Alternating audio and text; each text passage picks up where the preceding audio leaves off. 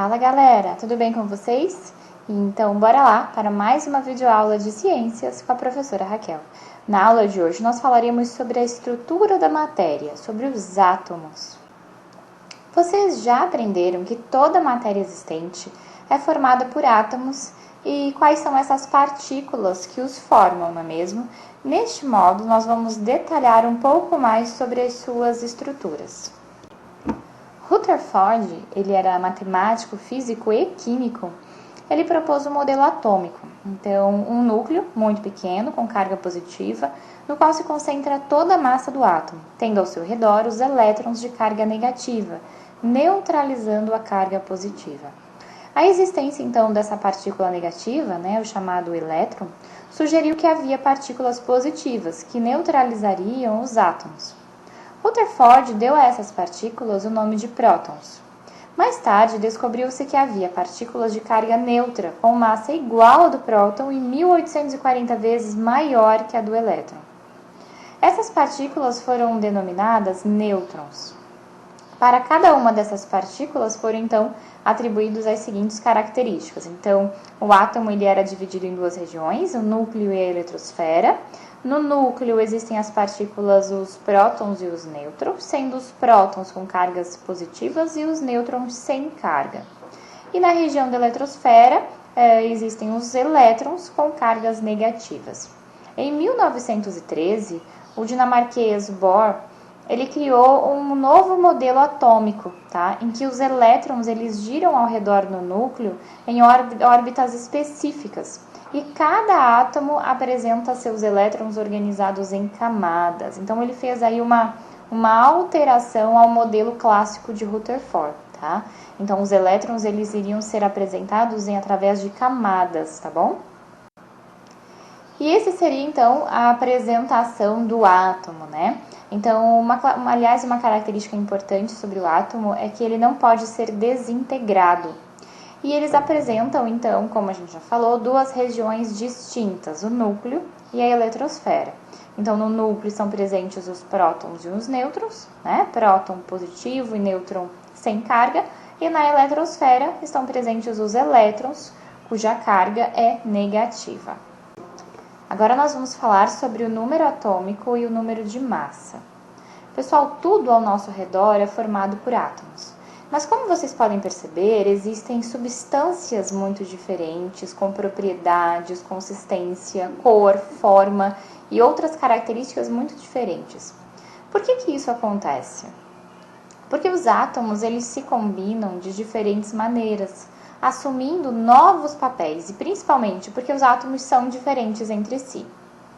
Como então a gente identifica os átomos?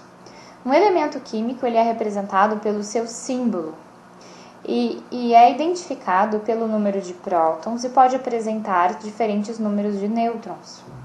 Átomos que pertencem ao mesmo elemento químico, eles possuem igual número de prótons. A gente vai falar agora sobre o número atômico. Cada átomo tem sua identificação. É o chamado número atômico, que é representado pela letra Z. Pessoal? A gente não pode se esquecer disso.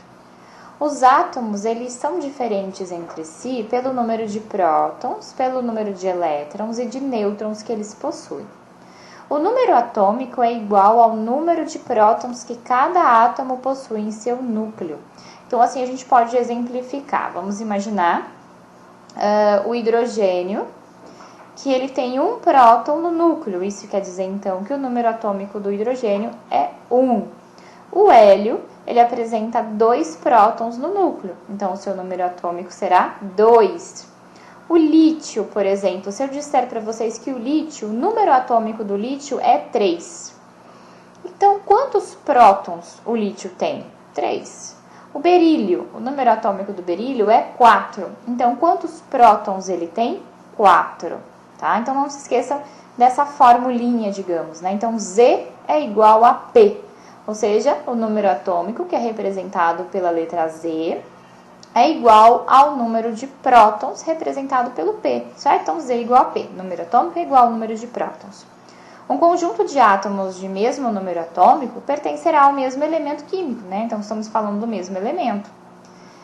Assim, todos os elementos, todos os átomos de hidrogênio, eles possuem o número atômico igual a 1, né? Z igual a 1, e, portanto, correspondem ao elemento químico hidrogênio, tudo bem?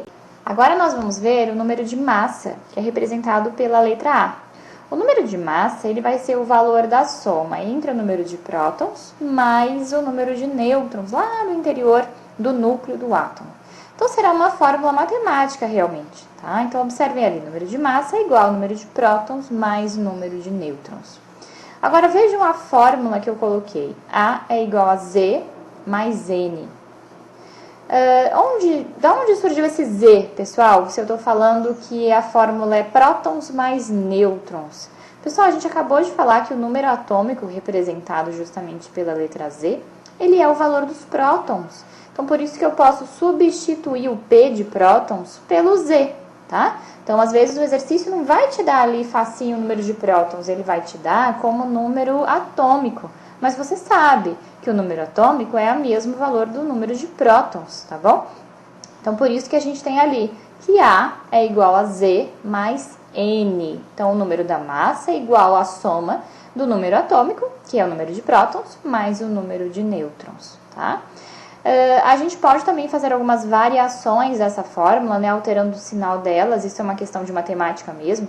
Transformando essa fórmula, então, eu posso fazer que o número atômico é igual ao número de massa menos o número de nêutrons, tá? Ou ainda, caso o exercício nos peça qual é o valor dos nêutrons, quantos nêutrons, qual é a quantidade de nêutrons que a gente tem nesse elemento químico, como que eu faço para calcular? Então, mais uma vez, mexendo ali na fórmula, eu posso dizer que N, ou seja, o número de nêutrons, é igual a menos Z, ou seja, é o número de massa menos o número atômico. E ali embaixo, pessoal, eu trouxe a notação química do átomo, é assim que ele vai vir representado. Então, a gente tem ali um elemento químico X ou um elemento químico Y, onde o A ali em cima, né, ele representa o número da massa e o Z embaixo representa o número atômico. Vai vir sempre desse jeito. A posição do A é que vocês observem que pode vir diferente, ou vai vir no cantinho esquerdo ou no cantinho direito, tá bom? Mas o número da massa é sempre em cima e o número atômico é sempre embaixo. Pessoal, a gente não pode se esquecer disso, porque senão os cálculos darão todos errados, né? Se a gente se confundir com relação a isso. E como um átomo estável é eletricamente neutro, a gente pode dizer que o número de elétrons ele é sempre igual ao número de prótons, né? Que também a gente pode dizer que é o Z, né? O número atômico. E o número de elétrons ele é indicado pela letra E. Então, a gente pode dizer que E é igual a P, tá? Isso é importante porque, às vezes, no exercício ele vai te falar o número de elétrons e vai te pedir o número atômico, quer dizer, é todo o mesmo valor, né? Para indicar o número atômico e o número de massa de um elemento químico, a gente vai colocar o seu símbolo e os valores nos índices inferiores e superiores, respectivamente, né? Que é a notação convencional que eu falei anteriormente. Então, por exemplo, o elemento ferro, ele tem o número de massa 56, número atômico 26, né? Então, a gente diz ali Z igual a 26, A igual a 56, número de nêutrons, eu faço aquele cálculo, uma continha de menos, né? O A menos o Z, que dá 30, e o número de elétrons é 26. Por quê, pessoal? Porque o número de elétrons é igual ao número de prótons. E para a gente calcular o número atômico, né, o Z, Z é igual a P. Então, por isso que nós temos 26 elétrons. Vamos analisar o ouro. O número atômico do ouro é 197. Desculpa, o número de massa dele, perdão. O número de massa dele é 197, o número atômico dele é 79. Nêutrons eu vou fazer a continha de menos, né? A menos o Z. E o elétron é a mesma quantidade de prótons, portanto é o número atômico, 79. Vamos analisar o nitrogênio. O número atômico do nitrogênio é 7, o número de massa dele é 14, né? Fazemos aquela conta de menos para chegar nos nêutrons, né? 14 menos 7. E a quantidade de elétrons é a quantidade de prótons, que é o número atômico, portanto é o Z, portanto 7, tá bom? Bom, pessoal, com a nossa aulinha de hoje, vocês farão alguns exercícios, tá?